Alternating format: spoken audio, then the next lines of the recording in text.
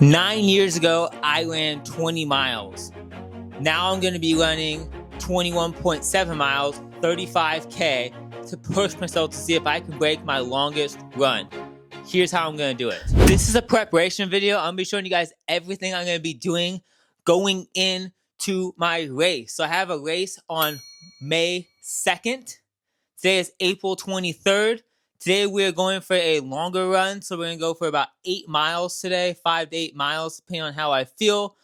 And I want to show you guys everything that I'm going to be eating during my race and all that fun stuff, so let's get into this. So we got my first thing, which is my running pack.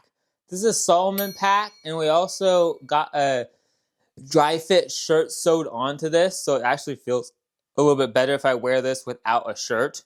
But this is what it is. This is my Salomon pack. I can hold water in here. I can hold goodies in here.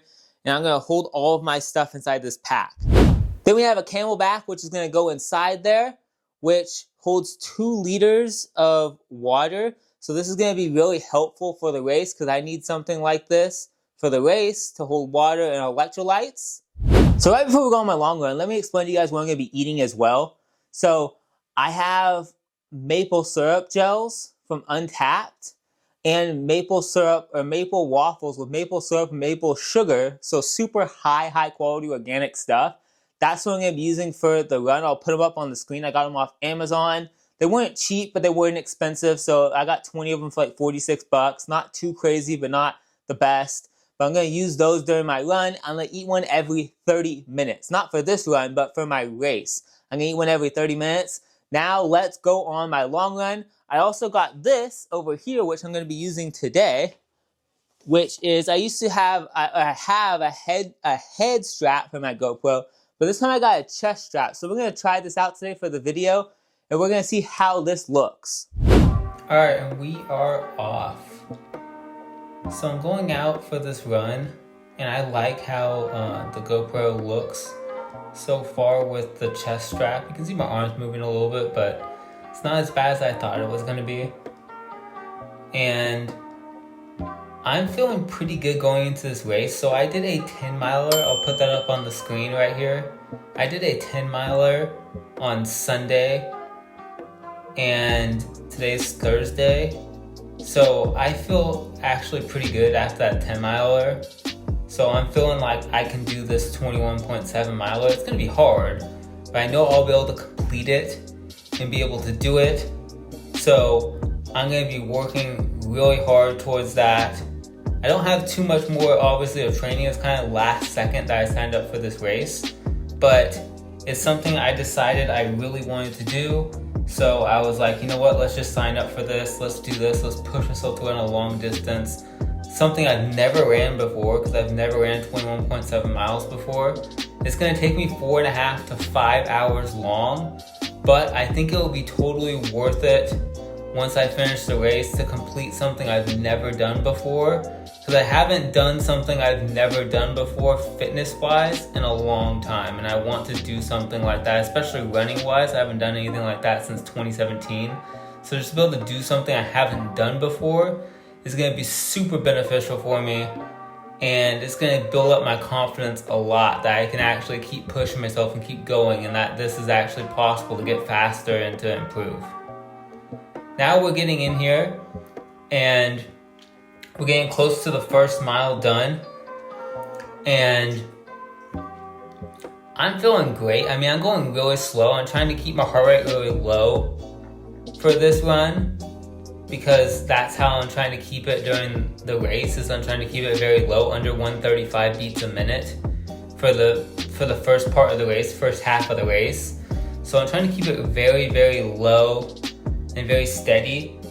This mile I did keep 137 average, which was a little higher than what I wanted to, but it still felt very easy. It's just I need to get used to running even slower than the pace I was running on this first mile, and I'll share with you guys my first mile in a second. But I just need to run a little bit slower on this first mile. I know it's flat, and so and I know I'm not running, 21 miles, but my first mile is going to be 10:40. So pretty good pace right there, 10:40 mile.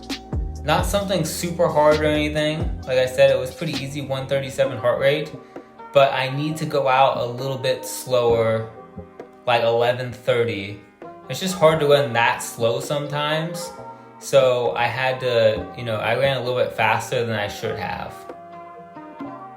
Going to mile 2, we're gonna run 10:57. So 10:57 for my second mile. It's a good mile. It feels pretty good.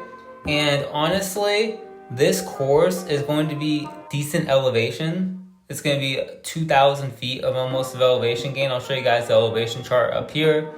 That's going to be the elevation gain of this run that I'm going to be doing on May 2nd. So it's not crazy elevation because the 10 mile I did was about the same elevation per mile, or a little bit more per mile than this one's going to be. So it wasn't too bad, but I wanted to make sure that I was able to do it with elevation. I didn't want to do like 5,000 feet of elevation gain or 6,000 feet and be like, I don't know if I can do this yet. So I don't do too much elevation running. I'm starting to do more. And I do a lot of speed walking up hills. I'll do speed walking up hills, but I don't run the hills. And that's how I'm going to do this race, is I'm going to power walk the hills. And then I am going to be running the flats and the downhills to make it a little bit easier on myself. Going into mile 3, we're gonna hit a 10:26. I'm starting to pick it up a little bit here because I realized that I'm probably not gonna be running the whole 8 miles today. I just want to do more of a 5 mile progression. That's what I decided on doing after I got to here. I was like, let's just do a 5 mile progression because I wanted to save a little bit of energy for the ruck I have to do later. So I was like, I'm going to do like 4 miles of rucking with 10-pound pack, which is not a lot, but so yeah, you can see I ran 10:26. So I decided I was just going to do a 5 mile progression and pick it up. And as you can see right here, we're starting to pick it up a little bit right here. We're starting to pick it up.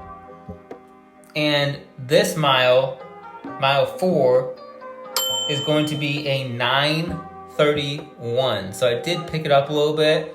And right here, you can probably see I'm running a little bit faster, but I start picking it up a lot. Like I start kind of moving to see, okay, what can I do on this last mile? So now you can see I'm really moving. I'm starting to really move really, really fast. And the goal is not to run all out, but to keep a steady pace for this last mile, steady fast last mile. I want to see kind of like around 5K pace, maybe like 10K pace, 5 to 10K pace. Somewhere in there is what I'm trying to run on this last mile. And I start out a little bit slower at like 740 per mile, 750 per mile I start out. But you can see as I'm getting to here, I'm really starting to pick it up. And I'm getting around 7-minute mile pace at this point. So I'm starting to hit that 7-minute mile and starting to pick it up a little bit. So I can kind of run a little bit faster. And I feel good, like I feel great right here. I feel like I'm floating. I feel like I'm moving smoothly. And then right here you can see I start picking up even more. And now I'm getting down to that 640 pace. And I'm loving this. It's feeling great. Like I think I can do,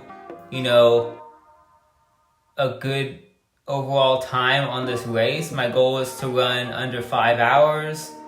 And like I said, I feel really good for this progression run. And I did a mile on Monday. Actually, I did an all-out mile on Monday, and I'll put up on the screen where I did 6:26 for 1 mile. But man, I was feeling like I could go way faster in 6:26 for an all-out mile right now. Like this just felt easy. I got right here, I'm at the point where I'm running like 6:20 pace. I'm running faster than my all-out mile last week, and I'm just moving at 6:20 pace, moving, down to 6:10 pace. And I am just flying at this point, and we hit 5 miles about right here. And my last mile was 7:11. All right, guys. So we did 5 miles in 46 48 minutes and 46 seconds at 9:45 a mile. So that was really good. Like you could see my pace was good. My best mile was 7:11. So if you look at my last mile, I'm gonna go down to my miles.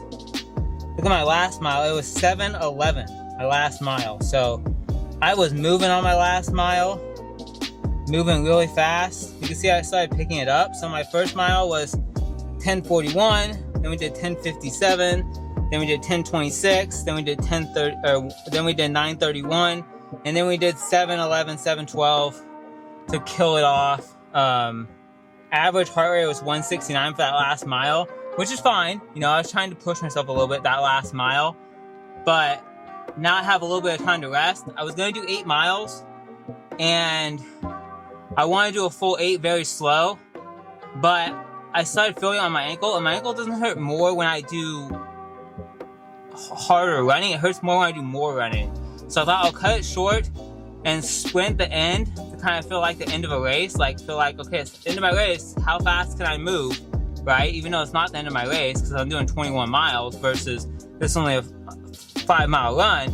But I wanted to see how I'd feel picking it up at the end. And I felt great. Like 7:11 is a great mile time to be able to do. And that wasn't even all out.